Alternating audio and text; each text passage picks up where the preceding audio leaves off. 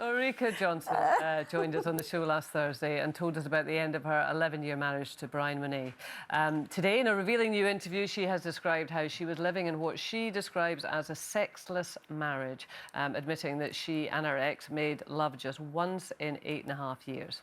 So, can a relationship survive without intimacy, Carol? What do you think?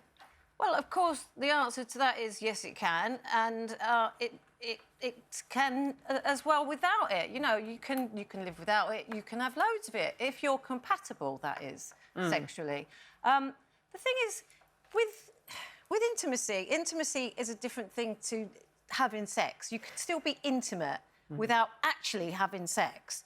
You know, you can be loving and close and all those things. But the other thing is, people think always that everyone's having sex and they're not. And if people put themselves up there and think, oh, well, I should be doing it more because so-and-so says they're doing it every day, and they're probably not. But the problem is, sometimes relationships or marriages have to survive without sex or intimacy. Well, not... Yes, I'd never say intimacy. I think it's a really good distinction you make, though, Carol. Yeah. Because when you see it quoted, you know, it's about having sex with each other, so you assume it's intercourse. Exactly. But, you know... It doesn't necessarily have to be that. And things happen in life, right, that makes you think that it's the last thing on your mind and you don't want it. You get sick, people die, horrible things happen. And if you have an understanding partner, then you know you can survive without sex, but not intimacy, because intimacy is always there. You always feel intimate with someone that you're in love with, and that's the end of it. Yeah. So you can survive it, but you don't have to.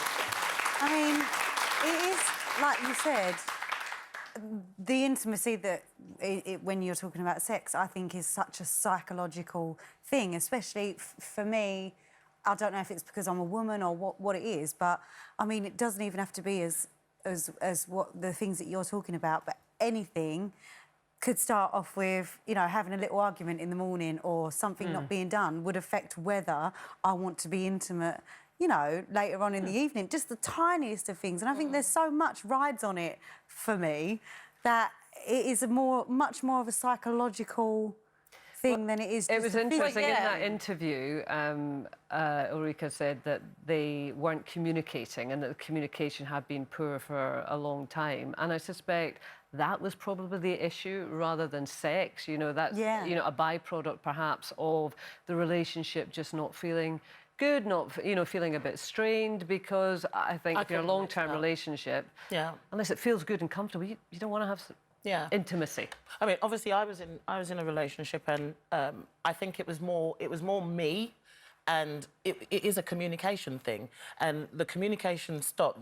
You know, there's one moment that you don't have intimacy, then next week you're not intimate with each other, and then it's like it then becomes hard to talk about why you're not intimate with that person, and then you just find it's just easier if we don't say anything at all, and then I think that's how it can end up going to months, years, and then it's just the unsaid elephant in the room kind of thing. Why is that, though? Why are we so worried about talking about what we're doing or the lack of what we're doing? You know, it's so subjective. And like you said, even there are times when you're like, I'm blooming knackered. I don't want to. Get the hell away from me. That's all right as well.